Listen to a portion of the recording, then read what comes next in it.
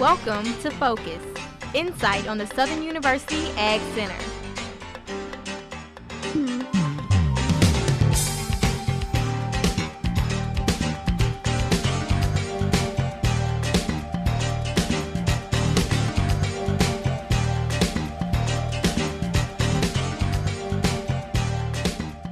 Good day, and welcome to another edition of Focus, Insight on the Southern University Ag Center.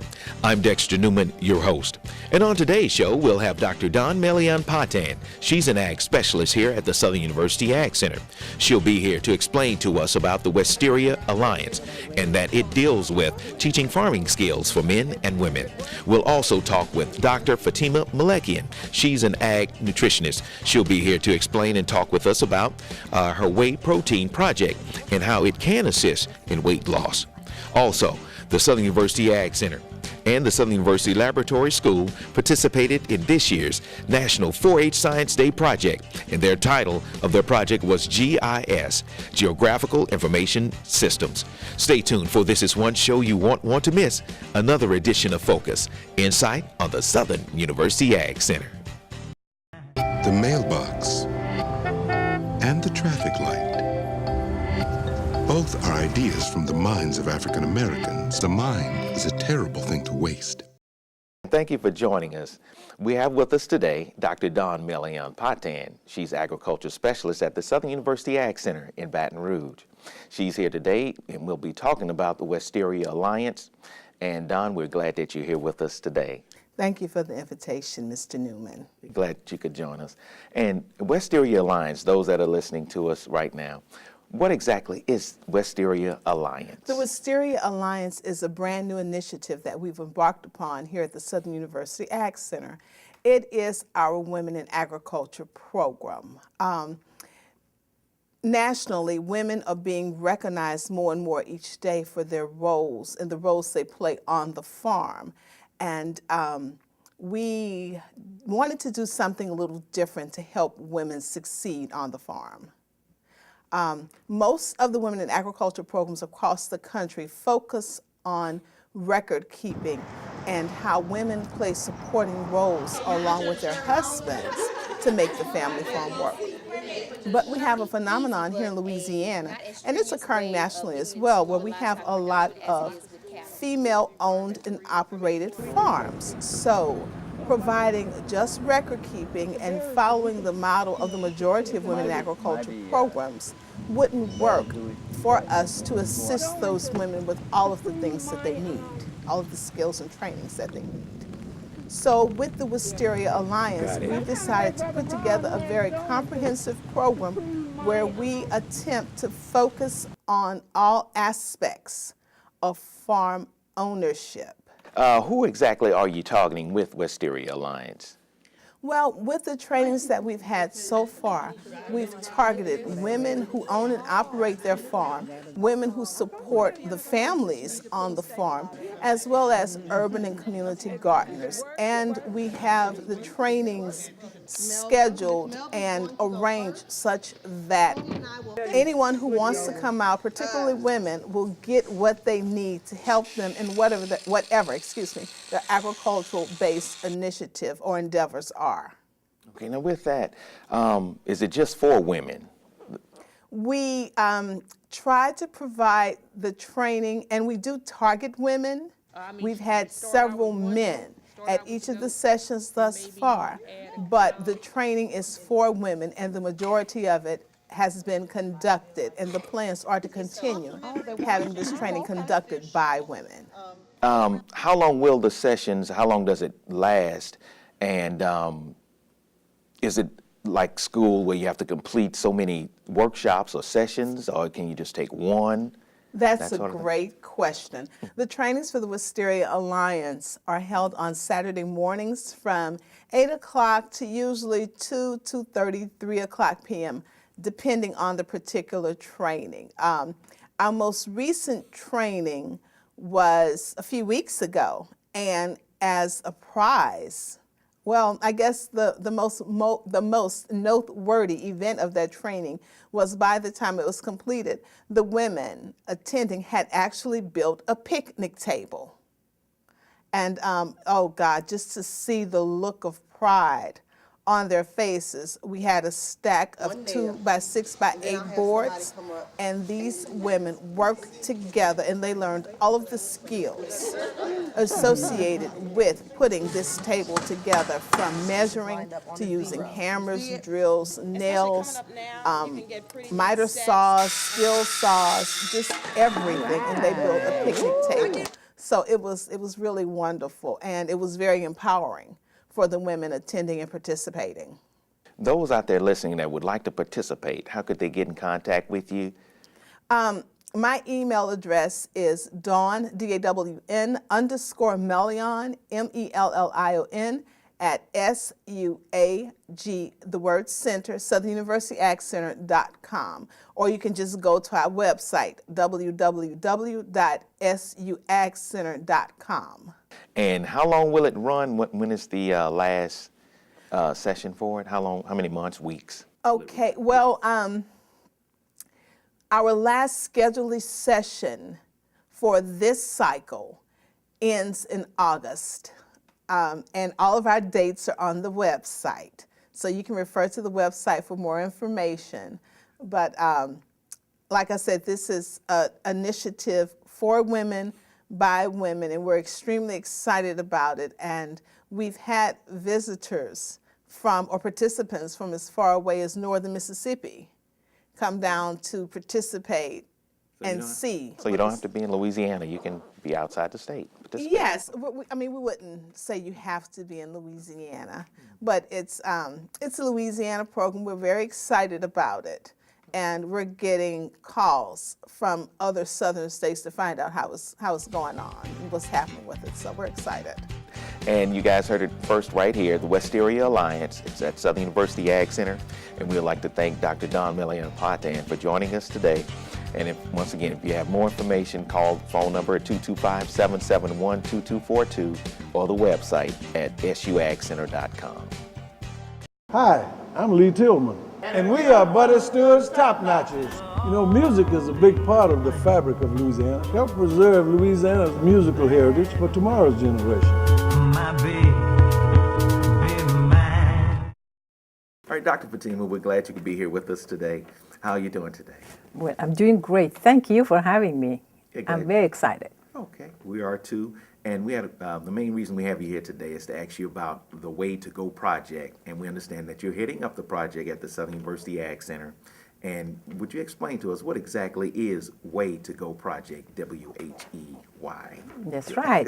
I'd be happy to. Actually, this project is a project that is funded by USDA and NEFA, which is a capacity grant for Southern University Agricultural Research and Extension Center. We got funded 2 years ago, and our objective was to combat the childhood obesity, which is a huge problem worldwide, and especially in Louisiana, to combat the childhood obesity with caregivers as change agents. So the idea was to work with the caregivers and then hope that they are going to take the information, they are going to take what they learn to their families and use it for their children, because that's the problem that we have, childhood obesity, and it starts in the home. So with that said, we set our objectives. We had 3 objectives. The first one was to develop a shake. There's so many shakes out there in the market, but our shakes, we wanted to be from whey protein. That's why we called it Way to Go program, W-H-E-Y. That's whey protein, which is isolated after cheese making process. When the milk curdles, the liquid that is left, it's evaporated, and the whey protein is isolated from that liquid. It's a very good protein. It has all the amino acid that the body needs. And then resistant starch was another component that we wanted to add. A lot of study has been shown that whey protein by itself, it increases the time that you are not hungry.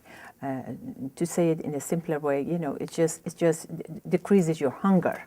And with resistant starch, a study has shown by itself that they do the same thing. we wanted to combine these two and see how much it affects on your satiety and increase of your metabolism and energy. So that's why we called it Way to Go. Okay. W-E-H-E-Y. Correct. That's it. Well, with your project, how are you able to keep it afloat, the funding used for it? How are you guys able? Well, the funding was enough for us to have, our goal was to have about 35 subjects to finish this project. And the project was supposed to be 24 weeks, which is a long time. It's 6 months, very difficult to keep people coming to a location to get their way, even though if they were motivated to come to the location, and then go on with what the programs we had for them. The funding has been helping us to implement this project, which was pretty expensive. It is not finished yet. We still have about another year to go, and we are hoping that we can do another small project next year. Okay. Now, you did mention about resistant starch. What exactly is resistant starch? Resistant starch is the starch. We all know starch. You know, the regular starch is made of molecule of glucose that you take it, like for example, say rice. Rice grain, the white rice, is about 96% starch. When you take that, it's going to break the glucose in your stomach, and it just increases your blood sugar in about 20 minutes, and then, you know, you go on and it gives you a lot of energy, but you get hungry after a while. Resistant starch is that the starch that is not digested in your stomach. It goes all the way to the large intestine, and that's where it's breaking down. So what it happens when you take the resistant starch, it stays in your stomach unbroken, so it keeps you full for a longer time. That's why we say eat things like brown rice, because it has fiber in it. Resistant starch is like a fiber, or things that it has high fiber. So as I said, a lot of study has shown that whey protein by itself, resistant starch by itself, can help you lose weight. But we wanted to come up with something different and mix these two and see how it works. Okay. Now, what time of the day or night should you have these shakes or smoothies? Well, do you in suggest? our project, you can have it any time that, you know, fits your schedule. But our hypothesis in our project was after we optimized the shake, which is the amount of each ingredient in there, after we did a survey with staff and faculty at Southern University Ag Center to see what flavor they like, what consistency. Our project goal was to have this shake to people for breakfast. And the reason was that a lot of study has shown people who have weight problem, they don't eat breakfast. They go on, they eat lunch and then huge supper, and then they start snacking after supper. One of the reasons they don't eat breakfast is because they're full when they get up in the morning, because they have had so much food at night.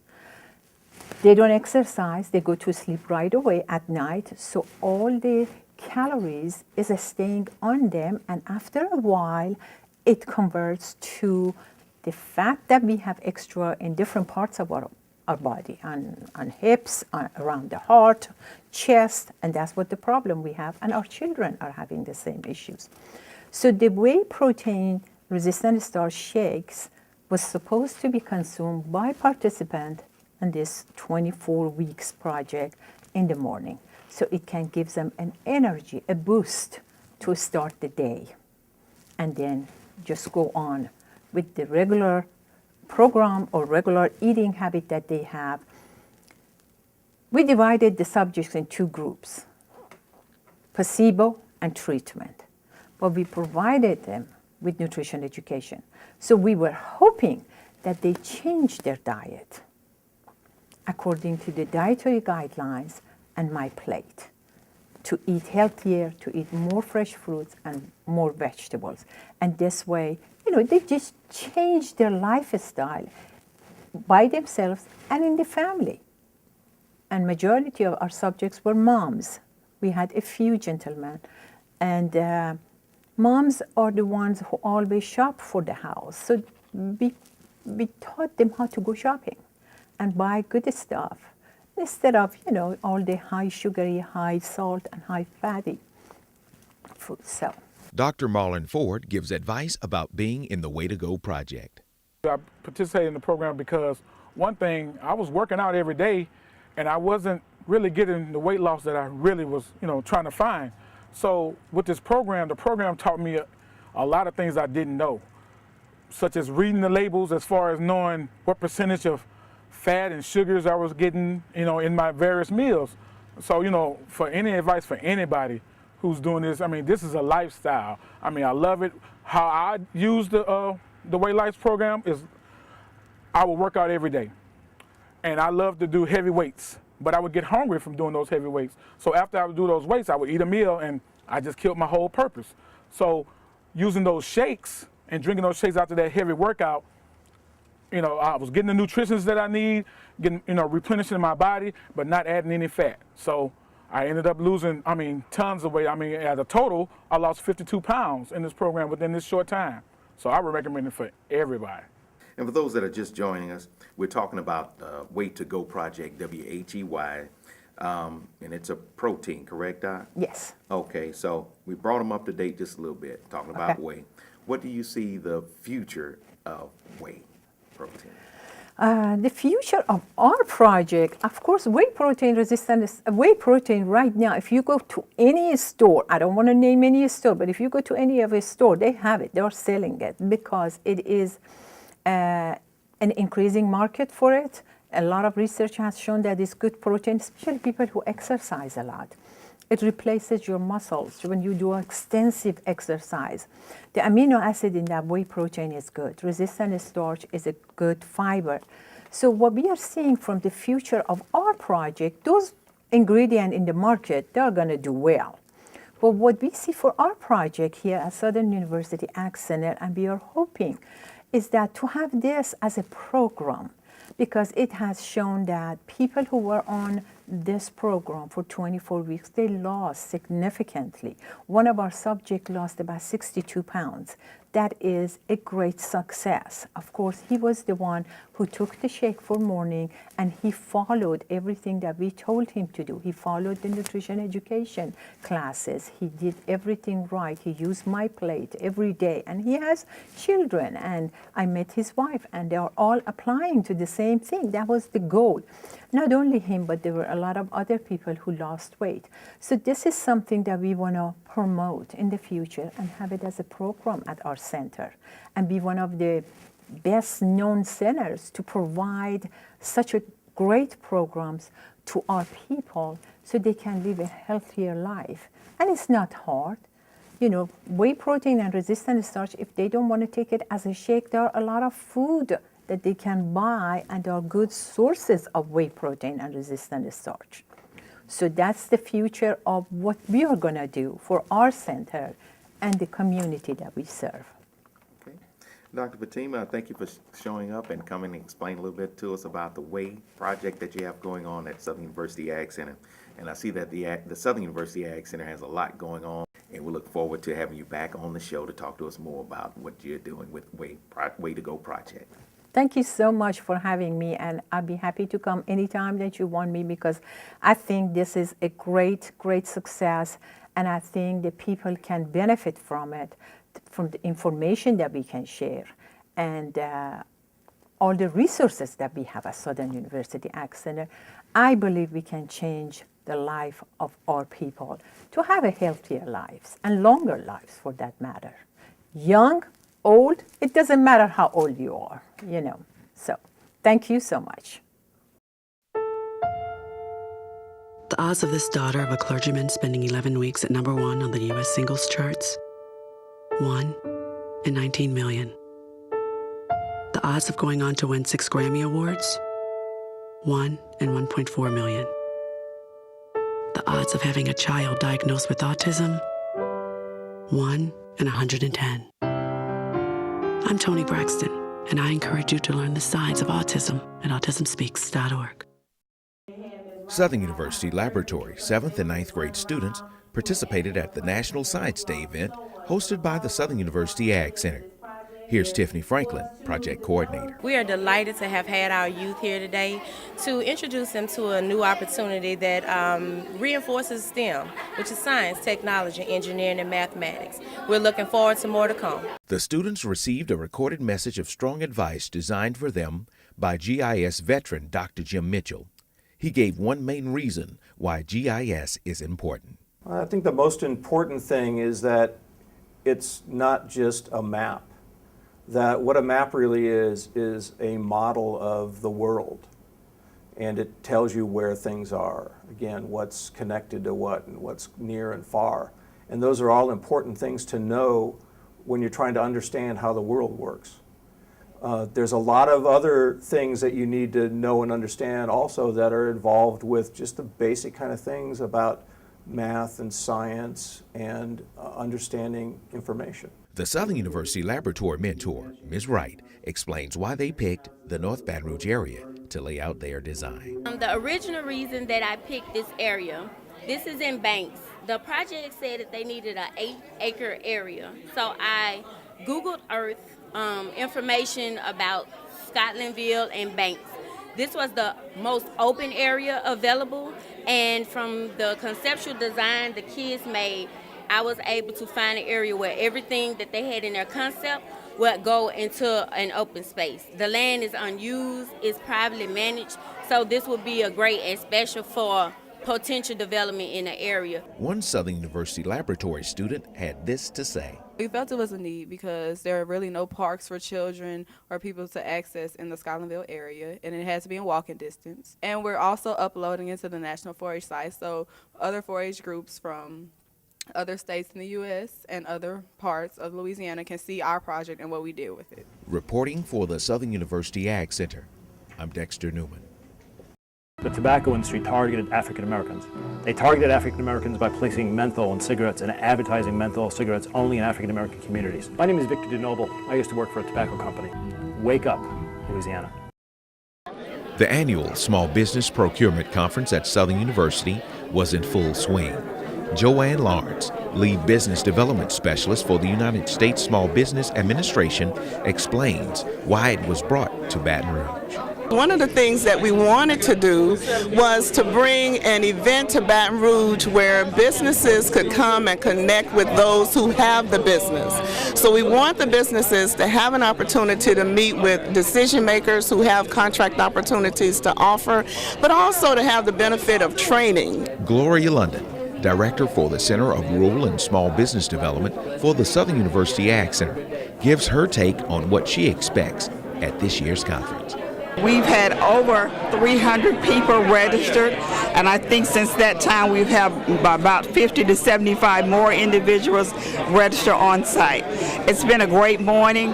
Our goal was to be able to connect individuals with businesses so that they might be able to get contracts, and I really see things happening. I just left a particular workshop that was great presentation and lots of questions being asked. Also in attendance at this year's conference is Keith Tillage, a Baton Rouge businessman and recipient of the Small Business Award for 2012. Well, first for me, being an alumnus of this university, it's important to be back on this campus to support anything that's going on. Secondly, there are some fantastic opportunities and contacts that can be made here. And if you call yourself a business person in this vicinity, you have to be a part of this because you never know what can come of it. This year's speaker is a well-respected businessman. He is the owner of D&W Health Services, Chicken Shack Systems, and a former Louisiana State Representative. I've always had a philosophy of whatever experience I may have had in life, if I could share it with others, particularly younger business people who are coming up and trying to grow, that I wanted to do that because it may have been something in my business experience that I did that would help them to grow. Or it may be some error that I made that I need to warn them about so that they won't fall in the same trap.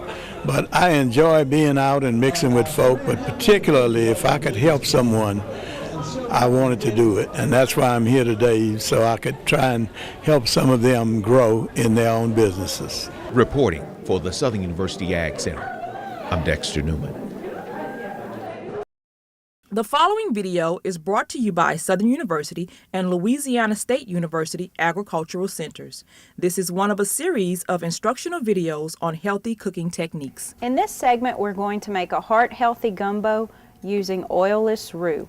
First, what we want to do is add to our pot onions,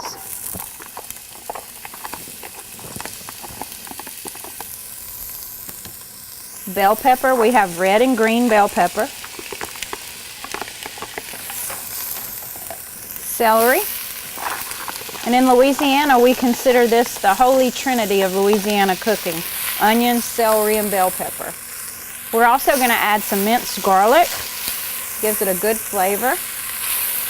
You want to let these vegetables cook down till they're very soft.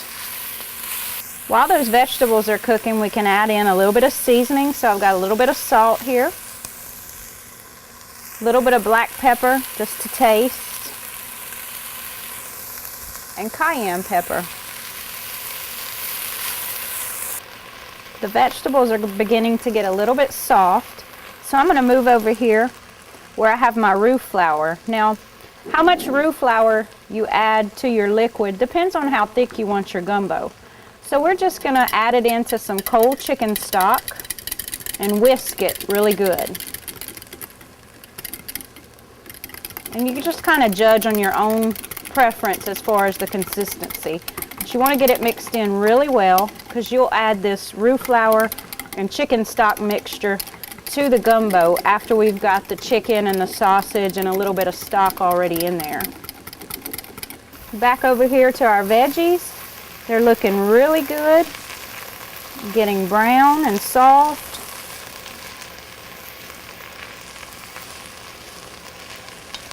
We're going to throw in our chicken. This is boneless, skinless chicken.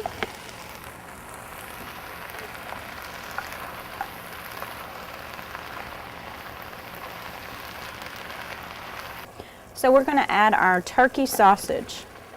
This is 2 links of turkey sausage. Once you've got the turkey sausage mixed in really well with your chicken and vegetables, you can go ahead and add some chicken stock.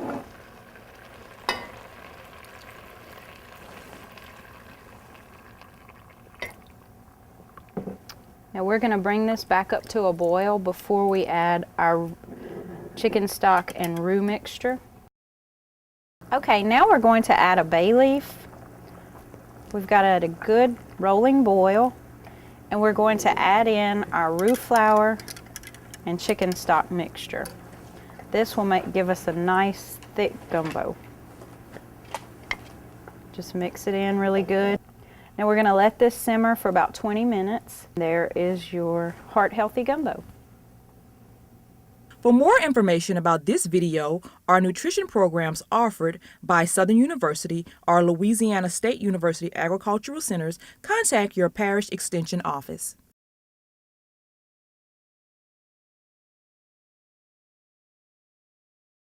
Thanks for watching another edition of Focus, Insight on the Southern University Ag Center.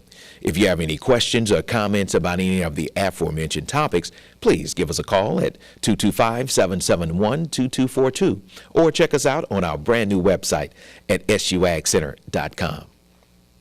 You know, growing up in Baton Rouge, my parents kept us in Sunday school, and at the end of Sunday school they taught us to say, "May the Lord watch between me and thee, while we're absent one from another."